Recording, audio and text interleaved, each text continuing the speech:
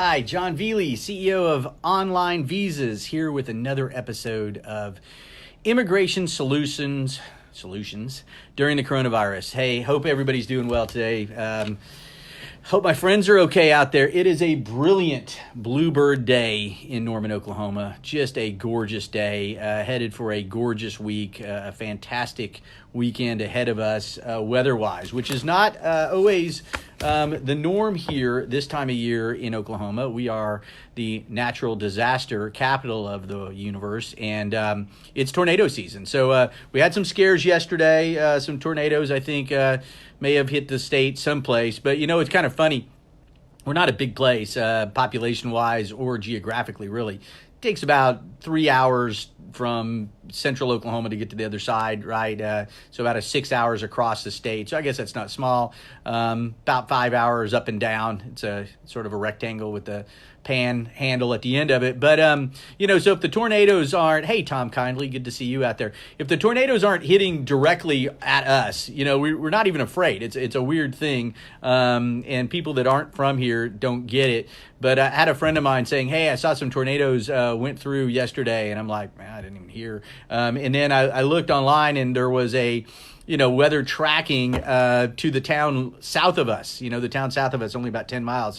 Well, it's not going to hit us. So, didn't even think about it. So that's kind of the funny thing about tornado season in Oklahoma. They call it the finger of God. And it truly is that. I mean, I'm here, if you could see out behind me, I'm in a bank. It's about a bank building about 4 stories tall. And a couple of years ago, a tornado danced through our town, and it just would dot and go back up and go back down and go back up. And it was kind of interesting because Arkansas State University's rugby team was in town, and one of the kids was a South African, and he watched the tornado coming into town from his room. All the rest of them were huddled up. He didn't know if it's scary or he's a ballsy kid or whatever. He videotaped. It was pretty fantastic. And so it bounced across the town. Now, my kids were in school at the time, 2 of them at Norman High School. The tornado actually touched and hit an outlying building,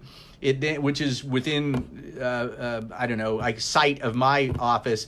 And then we went downstairs, and a couple of folks in our office were kind of afraid. They went into the bank vault, and we kind of stood there, and we watched people in the parking lot, parked in the parking lot, running towards the thing. We opened the door and let them in, and the rain had gone sideways at that time. Hey, Sheila Curry Sitzman, good to see you. So the rain was going sideways, and why the rain was going sideways is the tornado was actually going above our building, and it went across, took the roof off the cross of the street from us at one building, went through the park, knocked down some trees, and then went and just demolished another building down the road. And it's funny just how cavalier we are. It went over the top of Owen Stadium, it's called the Gaylord Family Memorial Stadium now at OU. We still call it Owen Field. But it went over the top of that, and that was the week before the spring game, which, would have had probably 50,000 people in it, at that time. But, that's Oklahoma, that's springtime, so we're happy. It's a glorious day, and appreciate that, especially going through what we're going through. I always talk about stats. The stats for today, I've seen the stats have differed. No political thing here. I just think you get your stats at different times. So the World Health Organization, credible source, says that we have 2,995,000 confirmed cases and 204,000 deaths worldwide. And that in the United States, we're at 983,457 confirmed cases and 50,492. So they're putting us over 50,000 deaths in the United States, 22,541 new cases, 76,000 worldwide. A little bit different when you look at the Johns Hopkins Coronavirus Resource Center. Johns Hopkins, well known is probably our best university hospital system or university or teaching university when it comes to medicine. They have over 1 million confirmed cases and 58,000 deaths. So look, it doesn't really matter. 848,206, the distinction in those. But, we're at about 1 million cases in the United States and nearing 60,000 deaths and nearing 3 million worldwide. So, look, it's still going. It's still significant. It's still climbing. You may have heard this or not. We're in a real debate right now, and it's a legitimate debate. Right? It's a legitimate debate if we debate it legitimately. I don't think we should debate it politically, but we should debate the debate of health versus economy, how many people are getting sick and what we should do about it, right? I mean, the politics in our country have gone silly on this issue, but we should not be comparing a couple of ER doctors as those are credible sources of medical advice versus Dr. Fauci. Dr. Fauci should be beyond reproach right now. He has served numerous presidents, both parties. He is from the National Institutes of Health, and he deals with pandemics. Not all doctors are equal. Also, politicians are not equal to doctors either when it comes to healthcare. So listen to doctors. Dr. Fauci is the Trump administration's top man on this. So even if your politics are on the side of Donald Trump and the Republican Party or that, Dr. Fauci is still your guy. So calling Dr. Fauci a fraud is not healthy for anybody. Really, what I wish we would do is just talk about informed decisions based on health and then make decisions based on that. Right now, the Trump administration's federal guidelines are that, we should reopen things when we've gone 14 days in a row of reduced death. And we haven't, not in any of the states. Okay. Now, what do we couple that against? Or what do we do? The economic piece is a depression will also cause different types of death. People will starve to death, things like that. So opening it up, I'm in favor for that, but let's be smart about it and let's quit being political about it, right? So what that means is make smart decisions. Now, what do we have and what don't we have? Well, we are still in need of tests. Now, Dr. Fauci had said that within a month's time, we should have enough tests for everybody. That's fantastic on the last part of that. We should have enough tests for everybody. A month's time is a long time off. Now, here's the other thing. Parts of the country are not as hit as hard as other parts of the country. And can we let people go back under certain circumstances? The answer is probably yes, but again, we should do it in a smart way. States should have plans for how they do that. Now, they kind of do. Certain entities are coming back on another. You're looking at my hair, I can tell right now, because I have a bad case of corona hair, and I was supposed to have an appointment with Melissa Bennett, my hair stylist excellent, on May 1st, and our city has pushed that back to May 15th. So I'm going to be really looking much more like a bush as we go day by day, and that will be interesting. So Melissa, hopefully will do wonders with that. Pam said that she could cut my hair. I think I'm going to let that happen, and then Melissa will fix it. But that's where we are right now. So that's the kind of deal on COVID. But I want to talk about immigration. We've had a number of calls about immigration and what does it mean. And in particular, leaves of absence. How do you have a leave of absence and what works? And I have three kind of distinct ones I want to talk about. One, my good friend Carrie Trammell's company, won't name it specifically, had a question from their HR people. What if we gave a reduction in pay across the board? Can we do that to our H-1B holders? Now, the reason that's a legitimate question is that H-1B holders have a prevailing wage that they have to meet. What that means, it's like a minimum wage. And to get an H-1B, there has to be a minimum wage that you meet. And in the minimum wage analysis, the prevailing wage analysis by immigration, they look at levels. Level 1 wage is an entry-level job. Level 2 wage is above an entry-level job. Level 3 wage is a managerial or senior-level job. Level 4 wage is the highest part of it, right? So we looked at it to see if they did this cut where that would drop them below the prevailing wage. And we discovered that it wouldn't. It would be above the prevailing wage, but go from a level 2 to a level 1. And I think that's okay. The reason I say I think is this is unprecedented. There's no real guidance on this. There just is some information that immigration has put out there, and I'm going to read that in a second. So my opinion was it's above level 1, but it is you're still in the it's a level 1, but you're still a prevailing wage, so you're okay. Another one was an engineer who was fired, and she knew she had 60 days in which to find another job, but she was having trouble finding that job. What if she had to file this after 60 days? Now, if she filed it within 60 days, she would be able to file a new H-1B application and start working as soon as the receipt came in, not the approval. But typically, without coronavirus indicators, she would be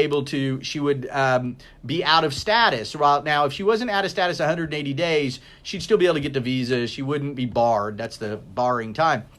But she'd have to leave the country, and she can't leave the country right now, right? So there is some flexibility on that right now on a case-by-case basis if it's because of the coronavirus. So I asked her, did you get a letter from your company? And she said yes, and she assumed it was because of the coronavirus because it was during that time period. But I asked her to read me the letter, and it said something along the lines is due to financial situations, and we have to have a reduction of costs, and it's not your fault, we're laying you off. But it didn't mention the coronavirus or COVID-19 or CV-19. And because it didn't, she could be denied of that special circumstance, right? So I said, go back to the letter. Really, really irresponsible by this company that apparently is a pretty big company. I don't know if they talk to an immigration attorney or they just talk to employment law attorneys, but there's information out there by, immigration on this issue and the flexibility for late applications. So the late applications say on a case-by-case basis, they'll do that. I see my friend Jason Russell has arrived in the other room. Hey, Jason, can I ask you a favor? I have ordered some food from Othello's, which will be arriving shortly, according to my Postmates delivery note. But I am on this really riveting show, and I cannot get up to get it. Do you mind grabbing that from Othello's for me? You're the man. So on that, I see Chad London's there and Nadia Ansel. It's good to see you guys. I'm trying to frequent and get food from local restaurants on a daily basis. I don't always need it. Hi, Ivan Kasser is there. I'm talking about immigration solutions during the coronavirus and other things around life. So I always order Postmates. To support the local restaurants, and Othello's is one of the great restaurants in the world. Now, I'm really surprised, and I was doing this after ordering that because Othello's prides itself on same-day service.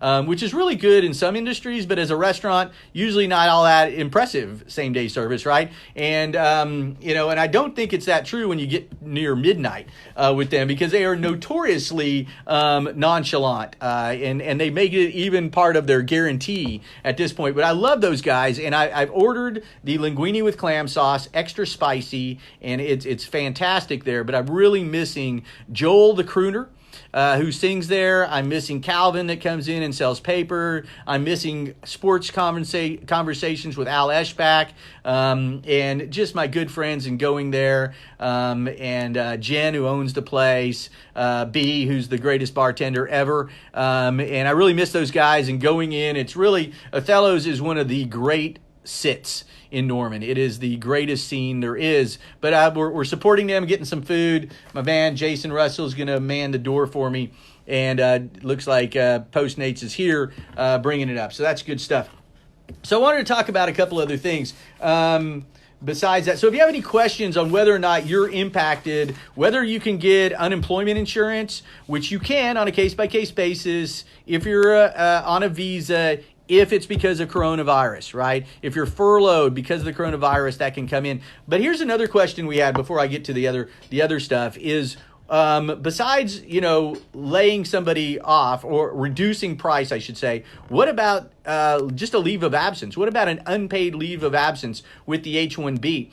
Well, if it goes so long that it goes below the prevailing wage, that's a problem, right? So typically a company, especially an H-1B, especially if they're putting out an employee to a third party, a staffing scenario, right, where the petitioning company sends somebody to a company and the company coming in. Sorry about that. My screen goes blank. It's because of all the damn spammers that always try to call me, and obviously spammers don't watch this show, so rudely trying to get in. But if you put somebody on the bench, as they call it, meaning there's no project work.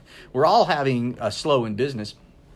You have to continue to pay them. So if you can't pay them, you better make sure that it's the prevailing wage at the end of the day. And you're going to have to explain it when. So how that's going to come up is with an extension. Thank you, Jason. With an extension or a new visa on behalf of these folks, you would have to explain why they maintain their current status, right? And that's the case in that situation. So that's how it's going to rise. You're going to have to show proof. So a letter from the employer, a letter from the client saying because of the coronavirus, we can't use your services right now, would be the key. Ooh, look at this delicious linguine with clam sauce. I'm going to show you guys this because this is a treat. I'm not going to eat it in front of you. That would be rude. But I tell you, the linguine with clam sauce, linguine vongole, spicy, is fantastic. And got a nice Coca-Cola with the Italian restaurant markings. Always a good thing. So I'm going to eat that later, but that's there. If you're going to order local. Support your local restaurants. They're having a tough time. Some are not doing it at all, and others are trying to do it just so they can keep their employees there. I see Vicky Jansing's there. Brenner Roth, always good to see him, and Joe Miano, a good articulate Facebook buddy. So I was talking about those situations. So call me if that's there. Now, I want to bring up something that is really, really odd to me. Sometimes, things are just sneaking by us during the coronavirus, which is odd because, so many people are literally just sitting at home. They've watched everything you can watch on Netflix.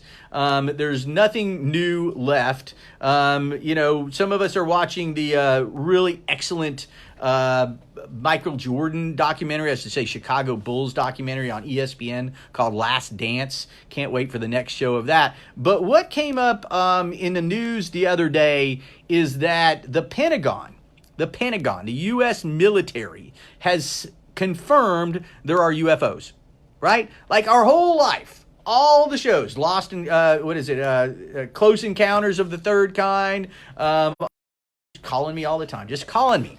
So apologize about that. But UFOs, this is important. The Pentagon has just said across a lot of major media that they have photographic evidence of UFOs. They've even created a new way for pilots to state that they've seen a UFO. How is that not right on the tips of all of our tongues? How is that not the major thing we're talking about? If there's UFOs, there's aliens. There are aliens. The government says there are aliens. No more Area 51 secrets. Aliens are there. It was just on the news. It blows right by. It's on a lot of our Facebook, Twitter feeds. Aliens exist. UFOs exist. There's a whole thing about how you do that. Why is that not bigger news? And it's really weird. Now, here's the thing. I would like to look at the stats. I haven't, and I'll come back to this. But right now, ICE is continuing to enforce the existence of illegal aliens into the United States right now. There's no back off on that. It's making some people mad. It's scaring other people. People think that's not there. Hey, Satish Manduva, good to see you. And Jeff Singh Gill and Stephen Prince, great to see you guys. We're talking about aliens. The U.S. government has just said that UFOs exist.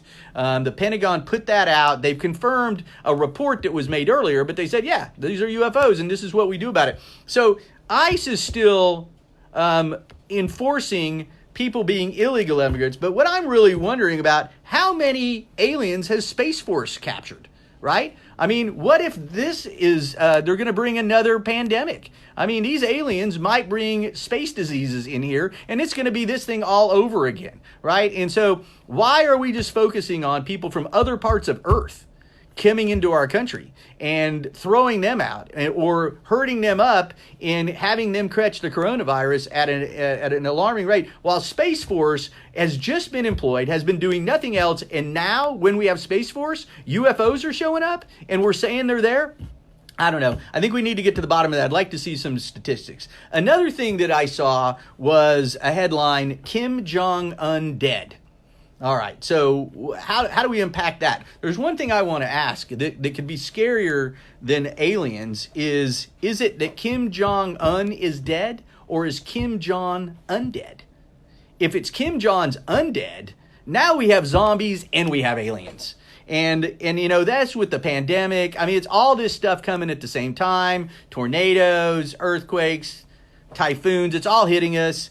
But it's a spring day today. And this is the deal. Scary movies, it's just that they're zombies and they're coming at you all the time. And Pandemic was a movie about the coronavirus. And then, of course, we've seen all these UFO and space movies. But in real life, all those things could be happening, and it's still a spring day, and you're hanging out and you're talking to your friends, on your telephone and acting like it's a TV show. So, that's what real life's like. It's a lot slower. But I'd like some interaction from you guys. I'm just putting it out there. What do you think? What do you think about the United States government saying that there's aliens? I mean, what's your opinion? What do you think about this? I'd like to hear. April Harrison Grace, the great Shawnee principal, has tuned in. Higher education. April, are we going to be seeing, when school goes back in session, some discussion about aliens and UFOs now that our government has said that? I mean, will this be part of the curriculum? Because I think we deserve to know, and I think you should get on that and maybe have a Zoom meeting with your teachers to see how you're going to work in the fact that we're not alone in the universe anymore, according to our government. So some other things on a more serious note. Right now, our economy, these records came out from the first quarter, right? First quarter ended March 31st. The first quarter said a 4.8 shrinking of the economy. Now, that's a lot, right? That's almost 5% the economy has shrunk by records from the first quarter. You know what's really crazy? We didn't even have a coronavirus lockdown until the last 2 weeks of the first quarter. 2 weeks. 2 weeks shrunk the economy of the entire quarter by almost 5%. I watched Squawk Box. I'm really fascinated by the stock market right now, in not a good way, by the way, that they think the numbers will come out for the second quarter, which started April 1st, will be 30 to 40% shrinkage of the economy. Now, you know what's weird about that? We are having nearly all-time highs in the stock market. How is that possible? Somebody tell me. I'm asking the question. Facebook friends, how is it possible that the stock market is having 2011 type numbers coming back? I mean, great things are happening. Now, I understand certain companies are Zooming, right? Zoom in particular. That was no pun intended. Zoom has to be making a ton of money right now. Amazon has to be making a ton of money right now. But how many industries are just pummeled? The travel industry, the petroleum industry, hospitality, restaurants, so many. Everybody else is definitely hurting. We're hurting. We're a significant percentage down, and nobody's buying stuff, right? I mean, we're all saving a little bit of money in some ways, aren't we? But how could our stock market be zooming right now? I've got some questions. I mean, they're right now in the PPP plan. I'm a small business. Everybody under 500 people are, 500 employees are. But there are none of these strings apparently on the big business bailouts, right? They can take money and it can go to executive salaries, profits, all those other things. There's just we don't know of any strings right now on them. Ours are with a loan that we have to pay back that we put into the salaries. And I had a question the other day. What if I had to fire somebody?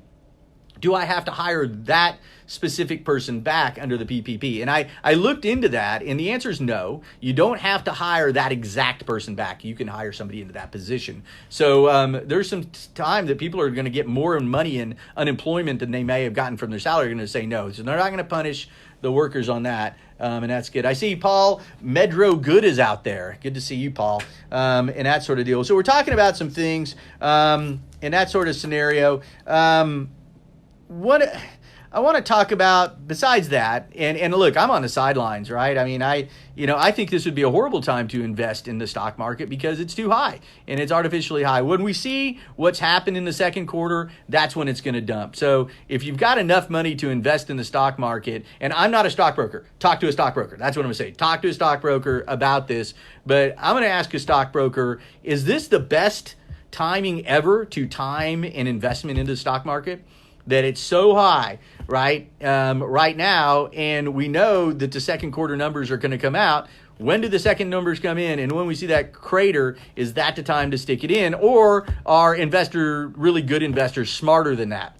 It'd be interesting to know that. I always heard never try to time the downturn of a market, but has there ever been a time that you more specifically could see that it's artificially high, right? If we're going to have a 30 to 40% shrinkage of our economy and our stocks are at an all-time high, how smart do you have to be to know that they're going to drop significantly? Right? And when is the timing of that? And when would you get in? And how would you do it? Love to hear your feedback on that. If you are a stockbroker or know a stockbroker, please private message me. Love to hear some more about that. And on that. So these other things I wanted to talk about is, look, I've said it over and over again. We're too political about this thing. This is not a political situation. We're talking about punishing China for this because part of our dialogue is China, invented this in a laboratory and somehow, methodically, unleashed it on the world. But you know what? That doesn't make sense if you think it through, because if they did, they unleashed it on their own people. It was a mistake. And if they're trying to cure a problem like this and they just made a mistake, then should we really be mad at them? I understand that there's financial losses, you might, but what court of law would you bring it in, right? What I think we've done wrong, or what I think could have done better, and we can still do better, is we should be working with the other countries in the world, right? The Marshall Plan concept, right? We should be sending doctors, our best and brightest, around the world. Do you know that it's really interesting, because I've been trying to match up Indian doctors to hospitals, right? Found that really difficult, believe it or not. And you know what I found recently is hospitals are really hurting right now. And you know why? Because the COVID virus doesn't make them much money. What makes them money is elective surgeries and really complicated surgeries. And they either have to stop doing it, or no one in their right mind is going to go into a hospital without COVID-19 to have a surgery done, unless they're having a heart attack. And a matter of fact, I've heard heart attacks are down, and it's probably not because they're down. It's because if you're like, am I really having a heart attack? Maybe it's not, and I'm not going to go to the hospital right now, right? So the numbers are way down. People aren't going to hospitals, and doctors are actually resigning and quitting. Well, can we help retrain some of these doctors to handle this issue and look at it globally? We've become such an isolationist country right now. It's us versus everybody, right? Well, that's BS. We need to be working together. We have taken the mantle. The United States has taken the mantle of being the global leader ever since the end of World War II. Pro or con, we have said that's what we want to be. We are a superpower, either with Russia or against Russia. We're a superpower. If China is going to be a superpower, we're still a superpower. Why have we stopped wanting to do the best things about being a superpower? And that's putting the money we have from the strongest economy in the world and the best environment for the best doctors in the world. Even though, 1 in 4 doctors come from other places in the world into the United States to practice medicine. Why can't we be exporting that information around the world to help with this? Why are we not leading this? All we keep trying to do is blame people. Blame countries for it, blame states for it, blame all these things for it, instead of saying, why don't we just do these things, right? What's missing right now? Tests, right? Tests. They're the regular tests, which I think are called, let me see, I took a note on this. The regular tests are PCR tests. There's not enough PCR tests because there's not enough PCR, whatever that is, in the world to get all the testings, right? And the antibody test. You know that the antibody tests, we've only tested 5% of people in the country of antibodies. That's the whole concept of whether or not somebody can get the coronavirus, right? Or has had it. And 15% have been tested in New York. And 40 to 50% of the results of the antibody test are coming back false. Flip of the coin. One of two. One of the two times you try this antibody test, it's not going to be right. So antibody tests aren't the trick. That's not going to help us anymore. But we need to get these tests. So what we should be doing is approaching this in a very methodical, doctor-driven thing on how do we reopen these economies slowly and safely. And then what do we do if people get sick? Because they're going to, right? Better on betting that the stock market's going to drop again when the quarterly numbers coming in is if we reopen the economy right now when we haven't had the 2-week reduction of death in any of the places opening it, is more people are going to get sick. Can we all agree with that? Can we dispense with the idea that this is a hoax? Because we have 1 million people with it. We have 3 million people in the world with it. We have 50,000 people have died. They've even said that we have surpassed the number of people dead in 6 weeks that we did in all of the Vietnam War. That's a fact. We don't have to politicize that fact. You don't have to take a side. You don't have to say, no, it is, or yes, it isn't. All you have to do is say that this exists. Let's be smart about it. Right? Wear a mask, social distance, wash your hands more, pray if that's what you want to do, but just be smart about it, right? So those are the sort of things. So what can we do better, right? What can we do better? So I think having plans. So the states have some sort of plans, right? Like, let's just reopen for these industries and these industries there, wait a little bit longer, I guess what it is. But companies should have plans too, right? I have a company. I'm the only person in here. Jason came in for a second. Morgan came in for a second earlier. We meet, we talk, and then they go back home. And look, it's made us less efficient, right? This is a real life problem. But they're talking about let's open schools and put kids back in there. Kids are the most huggiest, all over each other, fight, hug, kiss, whatever people in the world. They're going to get sick. And what do you do when they do get sick? How do you do it when there are people with the coronavirus in your deal? Luckily, in my company, no one's had it. But, Congress hasn't come back. And part of the reasons Congress hasn't come back is not only will be people coming from all over the country, but like 3 or 4 of them had it, right? I mean, it's a totally different question if it exists in your company than if it doesn't exist in your company, isn't it? Right? And how do you want to do that? Because this thing's killing people, right? It's not killing everybody, but I tell you, it's a miserable disease when folks get it. So let's be smart. Let's approach this from a methodical basis. Let's get together. Let's quit making it about one party or the other. God, it's so divisive. Really tired of that. But this isn't the first time this happened. In World War I, when the Spanish influenza was there, the war was going on, and Woodrow Wilson just tried to ignore it. And he was putting soldiers on crowded boats and sending them over to Europe to fight in the war. And in one situation, they had 500 soldiers on a boat. 77 of them died of Spanish influenza during that. And symbols matter too.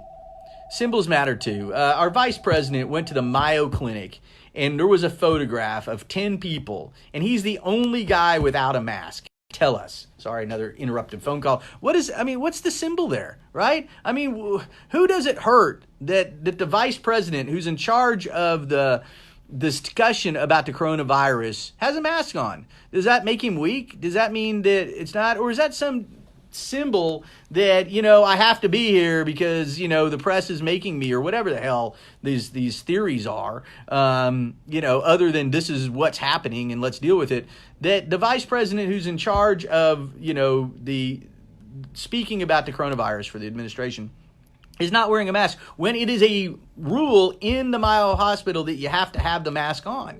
And the guy he was talking to that has it doesn't have the mask on. It was just a rude thing to do, and just a strange thing, because it gives people this, what do we call it? Gaslighting?